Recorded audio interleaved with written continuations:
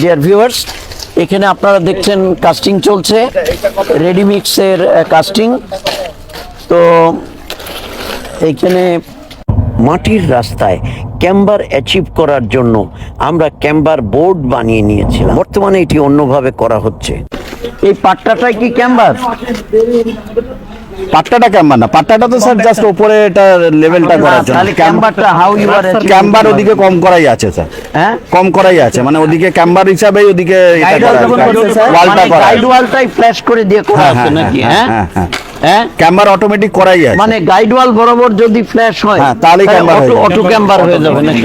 হ্যাঁ, সিসিতে ক্যাম্বার আছে স্যার, নিচে তো সিসি করা আছে।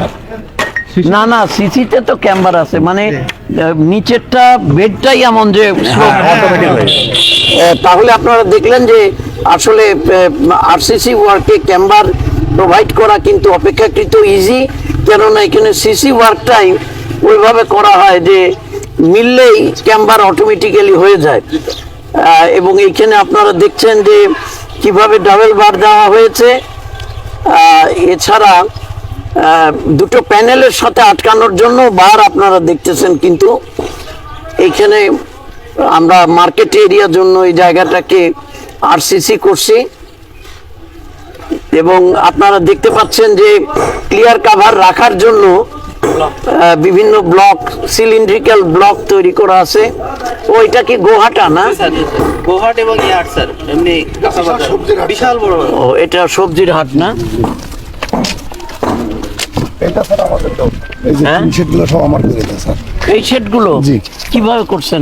আমি খরচ করে দিয়েছি, পরে ওনারা হাটের 50 টাকা 100 টাকা দিয়ে ও, আমার টাকা ওইটা কি আপনার নিজের বাজার? এটা আমাদের নিজেদেরই বাজার স্যার, ও, মানে আমাদের নিজেদের বলতে গেলে আমাদের ফ্যামিলির দেওয়া এবং পত্র এলাকার একটা বাজার বসানোর জন্য প্রাথমিক জায়গা দেওয়া হয়, আর এই বাজার থেকে যে টাকা কামাই হয় সেটাই শিক্ষা প্রতিষ্ঠানগুলো চলবে স্যার।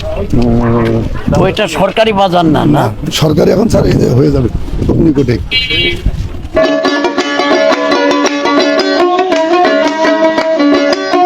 প্রিয় প্রকৌশলী, এখন তোমাদের দেখাবো এলজিইডি সড়ক যেখানে মহাসড়কের সাথে মিট করে, সেখানে কিন্তু রোড সেফটির বিষয়টি কনসিডার করবার সুযোগ আছে।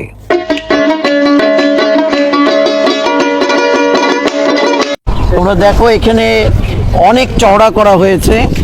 এটা যেহেতু জাংশন, এই পাশ থেকে ওই পাশে কমপক্ষে তোমার কত 15 মিটার চওড়া হবে? না স্যার, আরো বেশি, প্রায় 22 মিটার। হ্যাঁ, এটাই কিন্তু স্ট্যান্ডার্ড নিয়ম। দেখো এখানে কিন্তু ভিজিবিলিটি অবস্ট্রাক্টেড না। এরপরে আমরা কিছু ফিজিক্যাল ব্যারিয়ার দিবা, বুঝছো?